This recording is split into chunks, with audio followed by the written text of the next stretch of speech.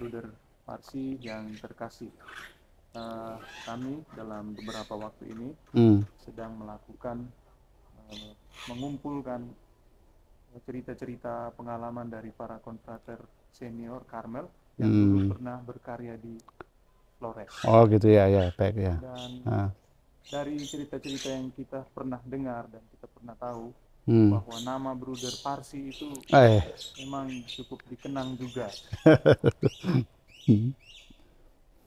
Maka kami merasa perlu untuk menggali cerita-cerita Bruder selama berkarya di Flores, tentang sebagai apa, lalu berapa lama, dan hal-hal lain yang berkesan, serta terakhir nanti kita berharap ada pesan-pesan dari Bruder untuk para Karmelit Flores, khususnya yang muda-muda. Baik ya. Pertama, Bruder, kita ingin mengenal siapa sih itu Bruder Parsi sesungguhnya. Oh gitu. Identitas diri, kelahiran, gitu ya. Baik, saya anak keempat dari 6 bersaudara. Anak keempat. Kemudian saya pertama masuk di postulat di Lawang Wisma Shanti itu tahun 81. Lahir saya 5 Juli 1962. Jadi sekarang ini pas usia 61. Kemarin 61 ya, kebetulan kemarin pas 61 itu. Jadi itu kemudian waktu tahun 81 tiba di Lawang itu disitulah saya mulai masuk SMA-nya sekaligus aspiran di situ. Di Wisma Shanti, kebetulan di Wisma Shanti itu yang mengelola Bruder Karmel, Bruder Andreas yang sekarang di Novisiat Batu itu. Iya, saya di situ 3 tahun SMA, kemudian 1 tahun aspirannya, ya aspiran dan postulan langsung sekaligus di situ, sehingga saya di situ ya 5 tahun memang, 5 tahun di Lawang, kemudian baru masuk ke Novisiat tahun 87 kalau tidak salah, 87. Keluarga di mana? Keluarga tinggal di paroki Perumasan sekitaran Sendang Sono. Saya pas tinggalnya di perbatasan antara Magelang dan Jogja. Saya sendiri kalau menurut KTP-nya itu dari Magelang, tetapi ikut parokinya paroki Jogja. Karena Perumasan dan Sendang Sono itu termasuk paroki Jogja. Ya. Nah, saya dari situ ya. Kalau misalnya Bruder katakan tadi SMA sudah mulai masuk pendidikan SMA itu di Lawang. Iya. Apakah memang itu sudah ada panggilan sejak sebelum SMA mau jadi biarawan Karmel? Iya. Itu memang pengalaman itu memang suatu misteri ya. Waktu SMA saya belum ada gambaran mau kemana, belum. Kebetulan saya ini waktu itu tujuannya di situ sekolah kemudian mau menentukan tujuan hidup ke depan itu setelah pada saat usia kelas 3 SMA.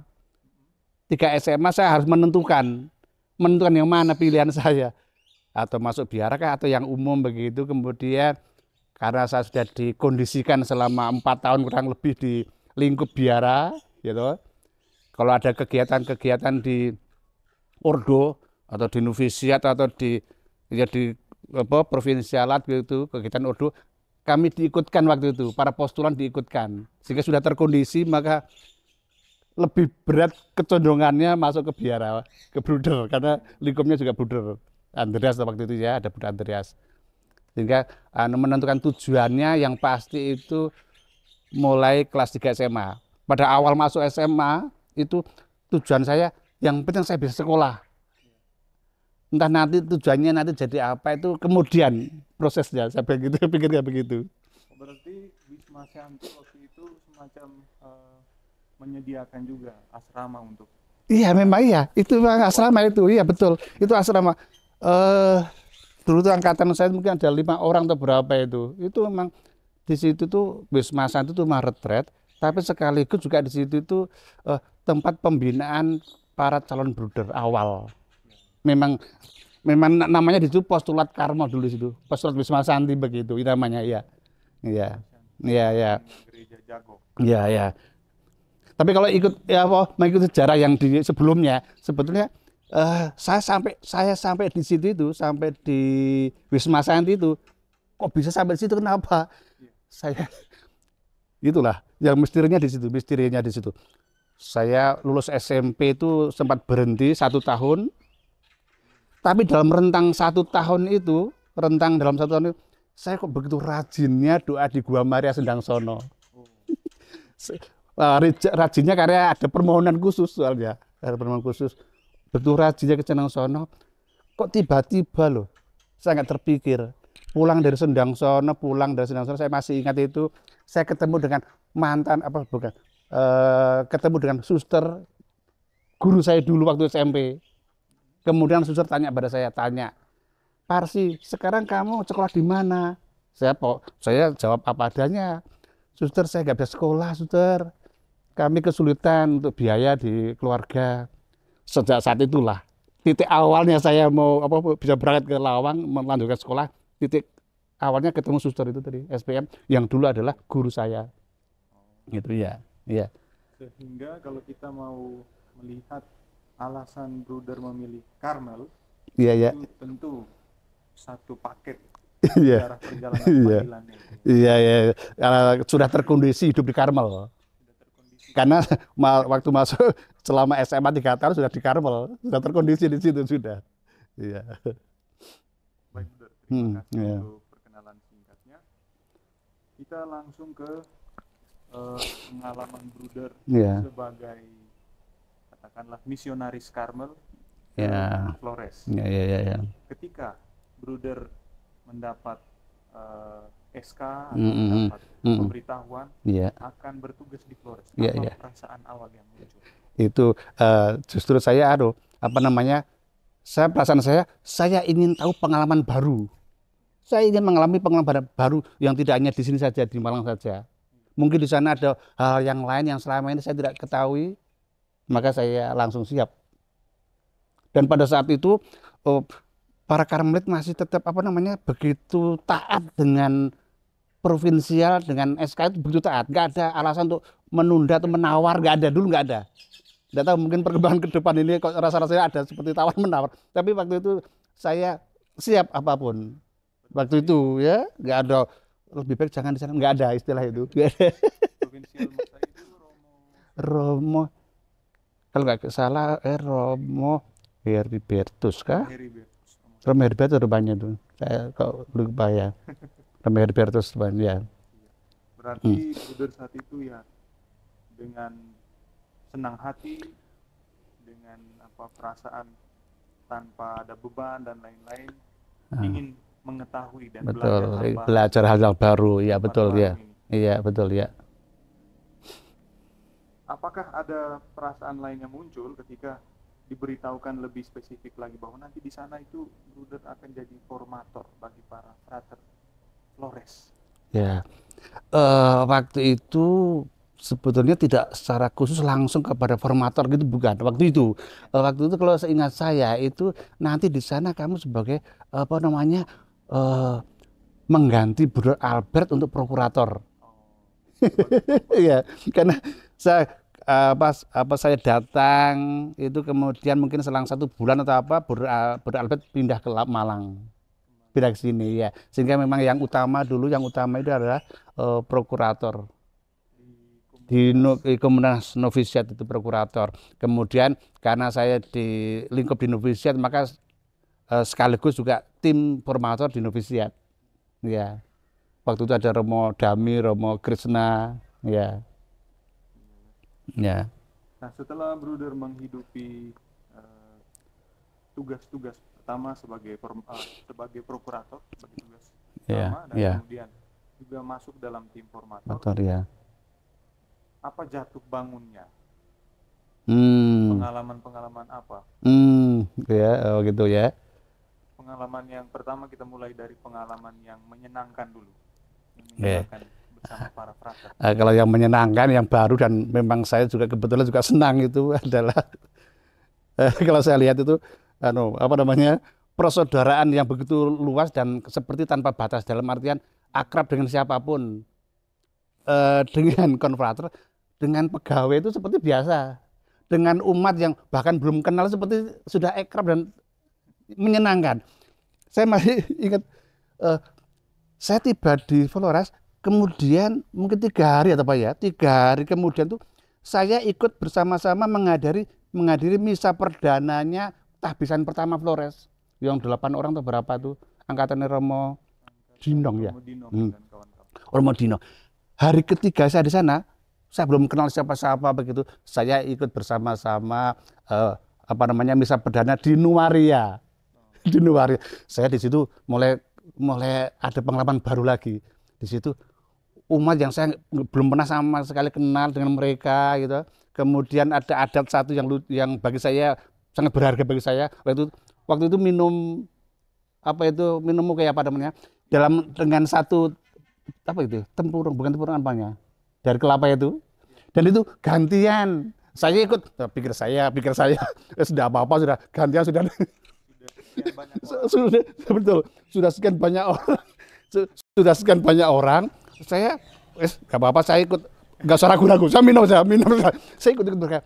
Waduh, iya betul, saya ikut minum, kemudian itu pengalaman pertama. Yang kedua, kan habis pesta itu ibu-ibu kan juga nggak kenal saya ibu-ibu itu langsung juga ngajak saya ikut nari itu kak. Saya itu pengalaman nari pertama kali di situ.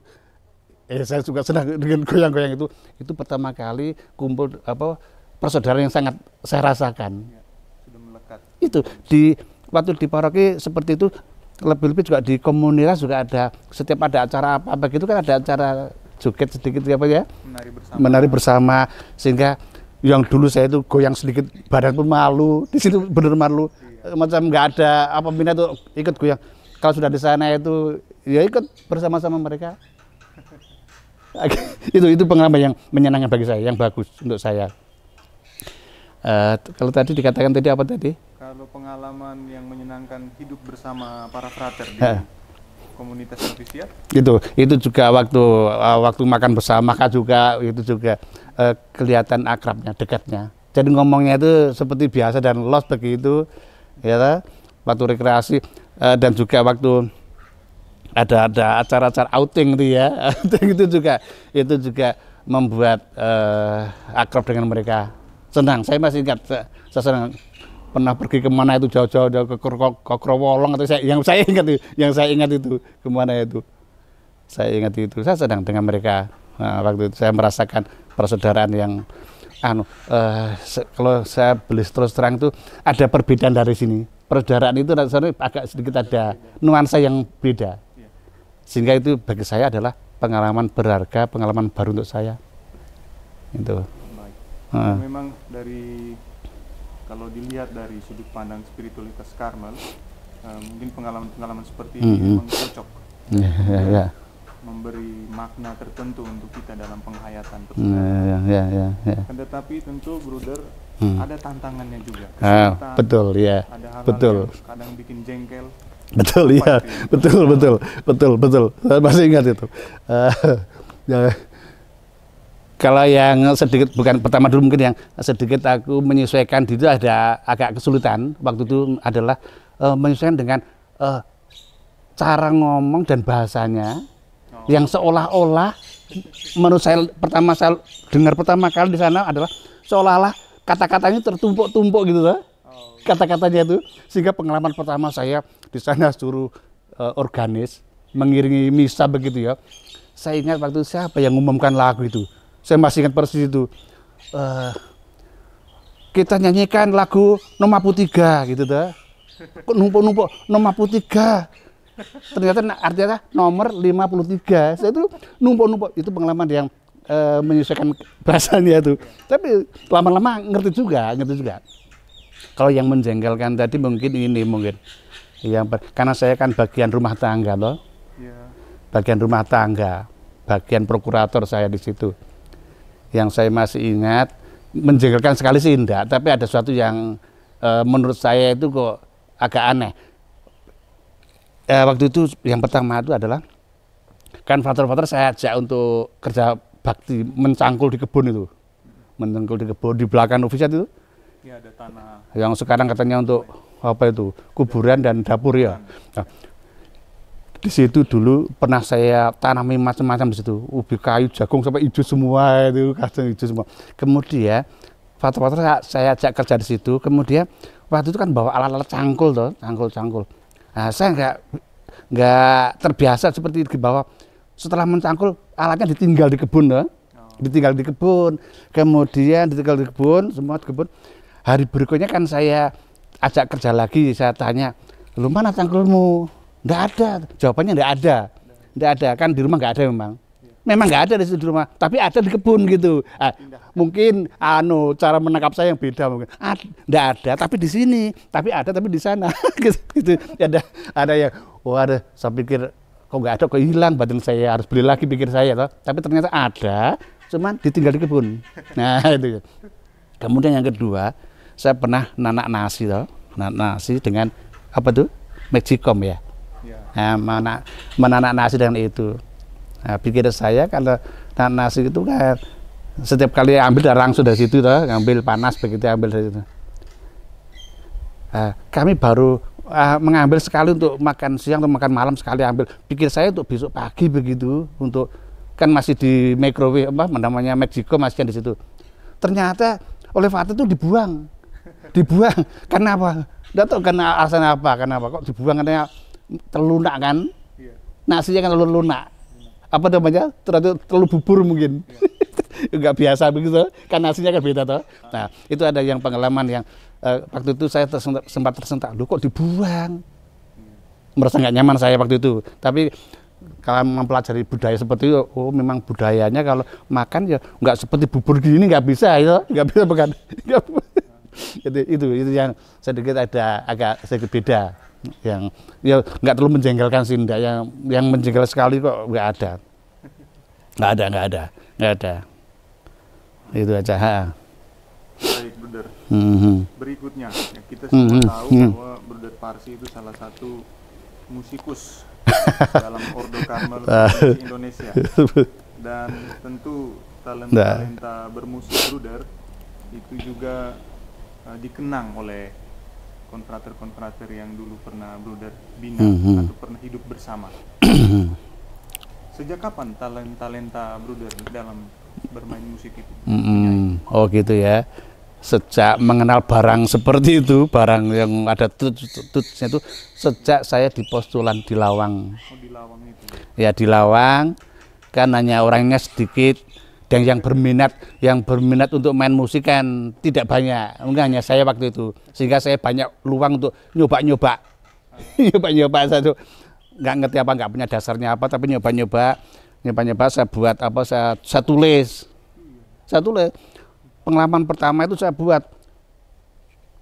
do rendah sampai do tinggi tempatnya di mana, saya cari gitu, do re mi fa sol la si do, kalau pakai ini itu tempatnya di mana saja, saya gambar. Ternyata kalau sudah naik sedikit do re mi-nya posisinya berubah, ada yang pakai hitam juga, itu saya gambar dari C bawah sampai C tinggi, saya gambar semua. Akhirnya sejak saat itu saya mulai belajar sendiri, loh kok enak.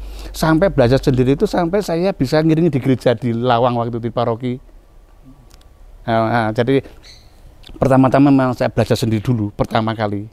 Mengenal dulu, otodidak dulu memang. Sampai ya menurut saya bisa untuk ngiringi begitu hanya. Itu. Kemudian waktu di novisiat karena mungkin formatornya melihat saya kok ada bakat-bakat seperti itu begitu gitu. Kemudian sempat 1 tahun atau berapa itu ya, saya dikursuskan di PML Jogja yang ada di Malang. Nah, ikut itu untuk kursus itu, tapi itu sebetulnya belum selesai, cuman sudah lumayan ada dasarnya. Paling kurang waktu itu mengenal not baloknya ada pada waktu saya kursus itu aja. Jadi mulai berkembang memang di novisiat itu kan diberi leluasa, diberi waktu untuk belajar. Dan juga para konvater di novisiat waktu itu enggak tahu mereka itu dari mana, kok mereka ada yang sudah tahu bahwa saya ngerti main organ, tiba-tiba oleh yang atasan saya yang senior yang sudah profes, pada saya masih novis, saya diminta waktu itu mengiringi.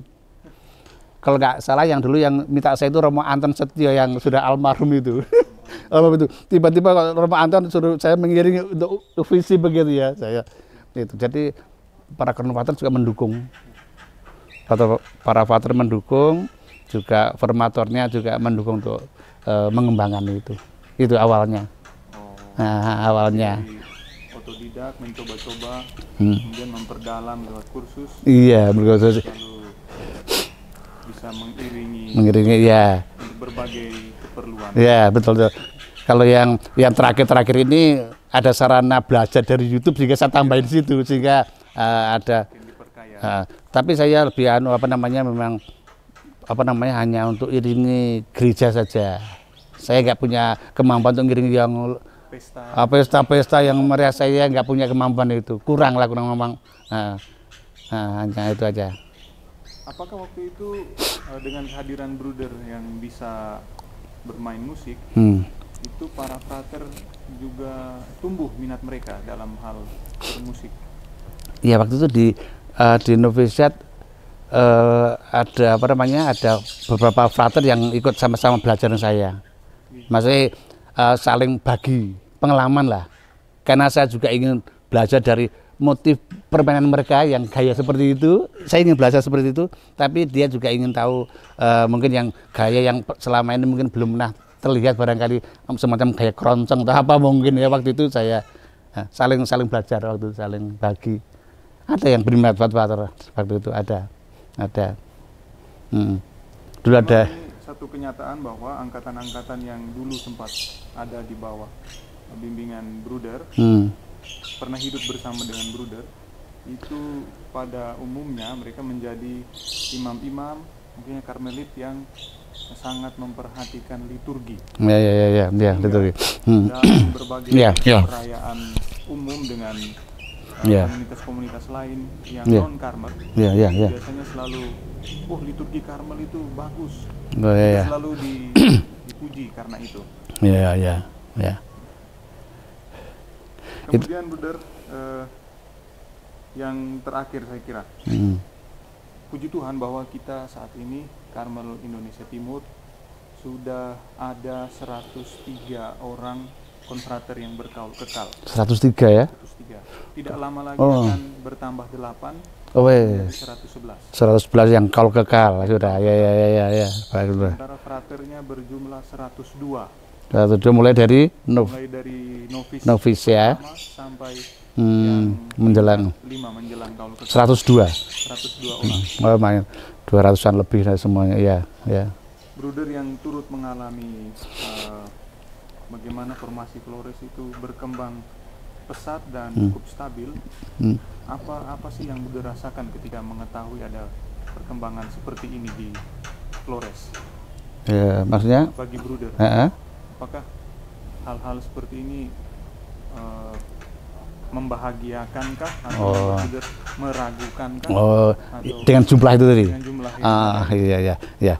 Dengan jumlah itu saya ikut senang. Yang penting bahwa dalam formasi itu tetap diperhatikan sistem seleksinya tetap jalan, tetap dilakukan dengan baik itu. Perkembangan yang jumlah banyak itu bagus sekali, nanti juga untuk mendukung ke depan yang rencana besar besar itu gitu. Nah, dan juga di sana kan banyak pos-pos karya-karya yang membutuhkan tenaga. Bahkan bisa mengembangkan sampai ke timur, sampai ke utara, sampai gitu. Itu bagus sekali perkembangan seperti itu. Bahkan di Jawa yang di Jawa ini sudah mulai berkurang, macam-macam berkurang. Jawa berkurang. Iya, yang orang Jawa asli itu sangat berkurang. Saya kok senang kalau ada panggilan, hanya tetap catatan tadi itu tetap diperhatikan seleksinya. Nah, gitu aja seleksinya ya. Ada standarnya kan, berapa ya. Dan kalau Bruder mau mengatakan sesuatu, apa pesan Bruder untuk para Karmelit Indonesia Timur? Yang terbesit dalam benak saya itu kembangkan dan tumbuhkan terus kreativitas dalam segala hal, dalam hal hidup bersama, dalam terutama dalam tujuan untuk kemandirian itu harus kreatif dan juga masing-masing pribadi harus punya komitmen bahwa saya hidup untuk gereja, untuk Ordo Karmel, jangan memikirkan saya sendiri pribadi. Jadi itu tumbuhkan keterbukaan kita masing-masing konfrater, tumbuhkan, dan juga untuk menciptakan ya Ordo Karmel Timur yang kualitas bagus ke depan itu. Jadi ada kreativitas, tujuannya untuk kemandirian dalam segala hal, ya, dalam segala hal. Itu kemudian juga mungkin kualitas dari konfrater juga perlu dipertahankan. Kalau sudah bagus dipertahankan itu. Nah, jangan nanti kualitasnya mulai diturunkan begitu, tapi tetap harus yang bagus ya. Itu kalau pesan saya itu kreativitas tadi itu. Kreativitas. Dan komitmen untuk bekerja demi gereja ya. Odo ya betul ya. Nah, kreativitas untuk mengelola kekayaan yang ada di sana. Ya, saya itu kadang-kadang dulu sempat terpikirkan, wah di sini tuh tanahnya luas sekali di sini loh. Pikir saya waktu itu. Sehingga saya pernah itu tadi yang kebun sebelah sini dan kebun yang sekarang menjadi yang di pos pasar itu justru saya tanam kacang sama jagung itu. Dan itu kalau dibuat tanaman tumpang sari seperti ada jagungnya, ada yang jaga panjang ubi kayu. Nanti pada waktu kemarau itu ubi kayunya panen. Jadi bersambung terus. Sehingga kalau punya minimal punya kreativitas yang sedikit seperti itu nggak akan ada jeda, langsung nyambung itu. Hasil itu langsung nyambung. Ada yang jangka pendek, menengah, ada yang jangka panjang, itu semua berhasil. Nah, itu enak tuh. Karena tanahnya cukup luas, meskipun mungkin ada beberapa tempat yang memang nggak memungkinkan. Ada juga ya mungkin karena sulitnya air sebagian tempat mungkin ya. Tapi di daerah tertentu itu ada yang bagus tanahnya. Itu aja, itu saya dulu mengajak frater-frater untuk kerja bareng-bareng di luar supaya menumbuhkan kebiasaan kreativitas yang bagus. Gitu aja. Ya. Bruder, terima kasih atas semua hal yang sudah dibagikan. Ya. 5 tahun ya? Saya 5 tahun. Ya, 5 tahun. 2003 sampai dengan akhir 2008. Akhir 2008 pun saya sebetulnya terus terang waktu itu belum dipindah mungkin begitu. Karena saya waktu itu sakit pas kena sakit kaki gajah dan terakhir mendorong saya untuk kembali ke sini itu habis pulang dari rumah sakit umum yang bawah itu Maumere itu, saya itu tebel bibirnya dan miring begitu waktu itu. Saya takut bener waktu itu sampai tebel bibir miring, atau mungkin salah obatnya atau apa. Kemudian saya langsung bilang sama prior regio waktu itu ya, komisariat waktu Romoleo untuk saya minta ke Malang untuk berobat tujuan waktu itu. Itu kata sehat walafiat pasti masih melanjutkan. Biar juga betul. Biar juga waktu itu memang tersandung dengan terganggu dengan kesehatan waktu itu. Kan takut ada kok kakinya gede-gede dan apalagi bibirnya waktu tebal dan miring. Aduh, saya khawatir waktu itu benar langsung saya nggak ada rencana panjang-panjang, saya waktu itu minta berobat ke Malang. Itu yang terakhir itu. 5 tahun karya di Flores, namun sudah jadi bagian dari sejarah Karmel Indonesia, khususnya Karmel di Flores. Tapi saya selama di sana juga sempat kalau pas menjelang penerimaan novis baru begitu ya, kan ada seleksi itu, saya ikut sama-sama dengan Romo Krisna waktu itu ke Mataloko ke Bajawa, iya, ke Suster Bajawa atau ke paroki yang di OCD itu juga dari saya ke sini ya. Nah, sempat ke situ sampai ke ujung timur sana. Waktu ada tabisan siapa dulu itu yang menyeberang dari Larantuka itu ke sana itu, nyebrang itu. Mungkin Kornel Kopong mungkin. Koko mungkin, saya menghadiri Adonara saya ke sana, menghadiri ke sana. Jadi sehingga dari ujung sana ya sempat, meskipun ya sebentar saya sempat lewat di situ lah. Harusnya deras itu. Iya betul, ada nyebrang dari ujung timur loh, ujung timur Larantuka itu. Sampai sana, saya ingat dulu itu ke menghadiri tahbisan. Ya, tidurnya di rumah umat, saya ingat itu. Iya itu ya. Sedikit pengalaman saya. Terima kasih. Baik. Ya, terima kasih kembali ya. Ya. Baik, terima kasih ya.